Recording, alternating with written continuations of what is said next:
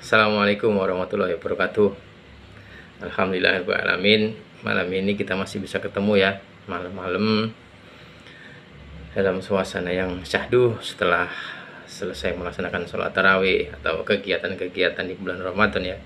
Malam ini malam ke-21, mudah-mudahan kita semua mendapatkan barokah atau keberkahan dari Lailatul Qadar ya.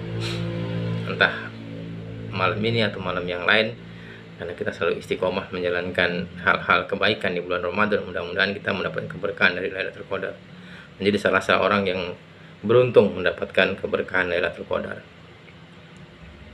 Saudaraku yang dimuliakan oleh Allah, malam ini sedikit serius kita ya, karena kita mau membahas yang selama ini sepertinya menjadi sebuah fenomena yang lumayan disorot orang, tapi juga ada beberapa oknum lah, saya katakan begitu ya, atau beberapa orang yang kurang begitu memahami sehingganya tergelincir lah, bahasanya begitu ya. Nah, hari ini kita membahas mengenai Gus ya. Saya suka dengan memanggil teman-teman itu dengan kata-kata Gus itu senang ya. Ya, yang pertama, Gus ini sepemahaman saya pribadi ya.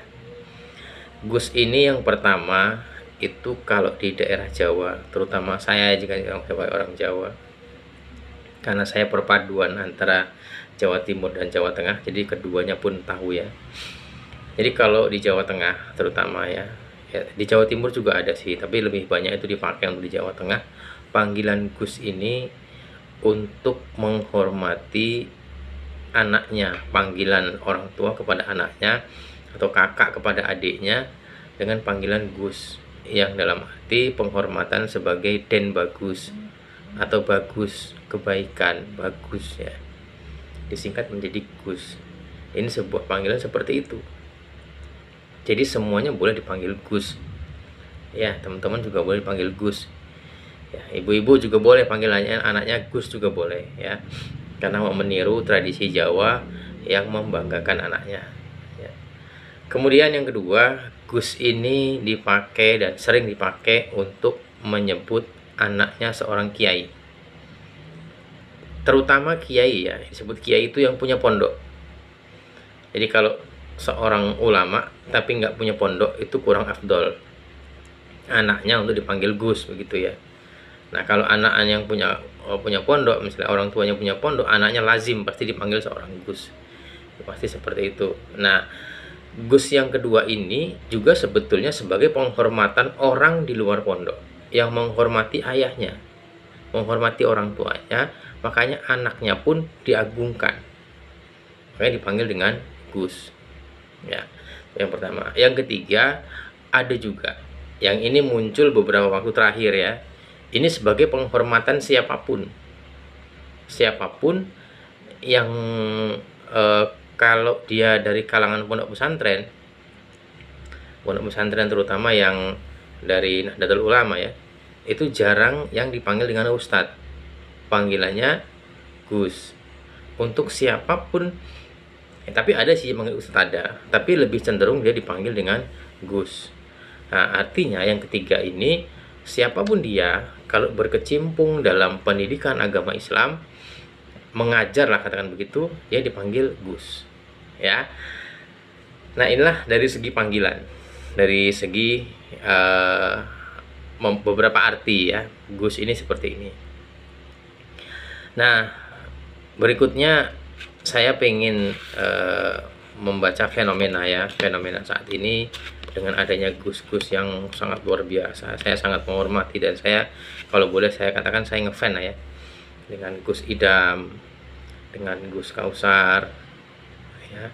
Yang muda-muda nih ada lagi Gus Baha ya, yang tua-tua ya, dan yang lain-lain lah, ada Gus Muafik gitu-gitu ya, dan yang seterusnya, ada Gus Miftah ya.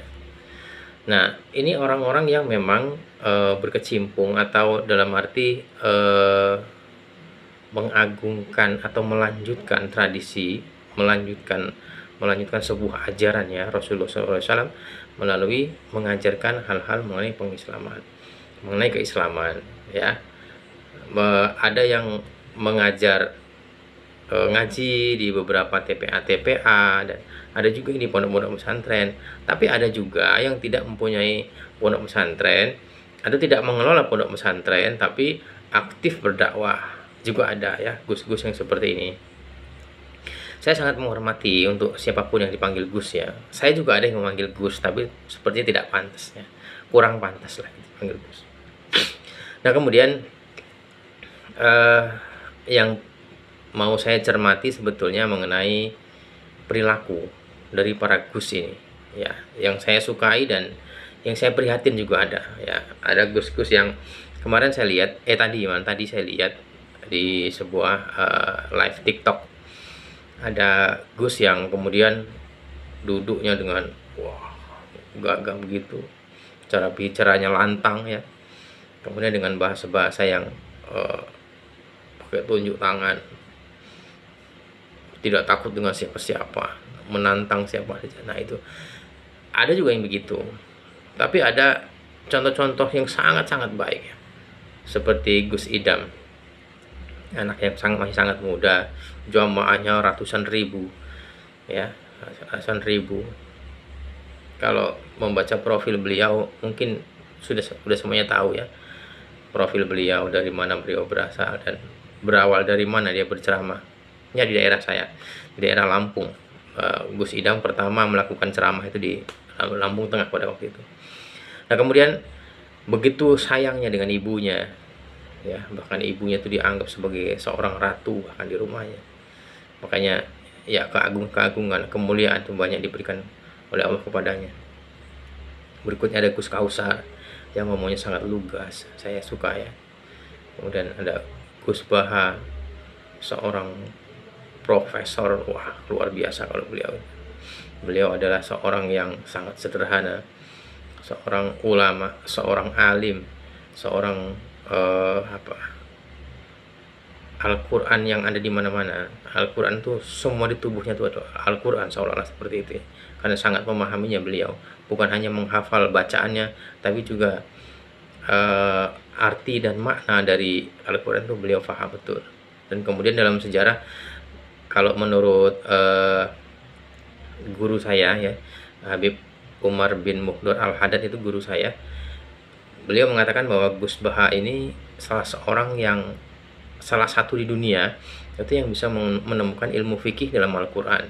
Bahkan kalau tidak salah yang beliau sampaikan itu ada 200 ilmu fikih yang beliau temukan dalam Al-Quran. Ini luar biasa. Beliau sampaikan kalau nanti sudah ketemu semua ilmu fikih dalam Al-Quran itu ya berakhir dunia ini ya.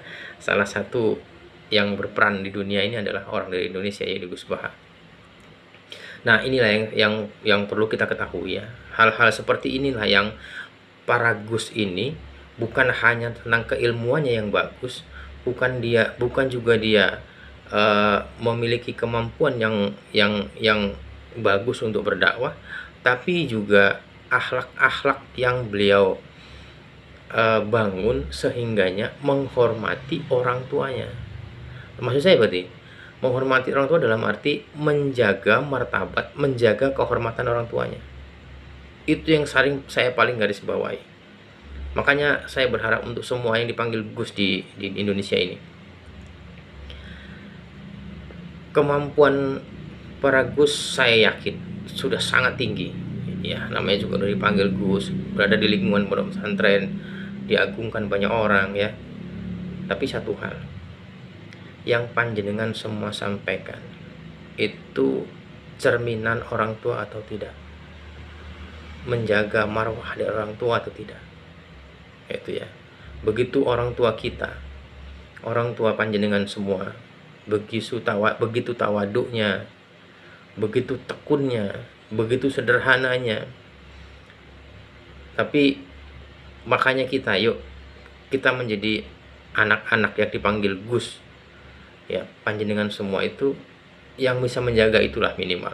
Kalau mengenai keilmuannya, saya angkat jempol dua-duanya. Yuk sertakan ini. hormati orang tua dengan cara tadi, santun berbicara, dan sebagainya, agar supaya orang tua kita juga tetap mendapatkan kehormatan di mata masyarakat dan di mata Allah. Ya,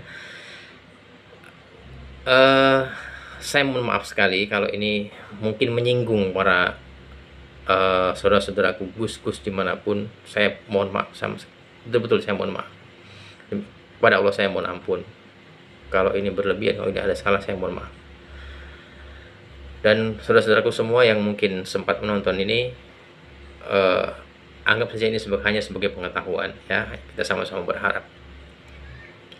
Demikian, billahi taufiq wal hidayah. Assalamualaikum warahmatullahi wabarakatuh.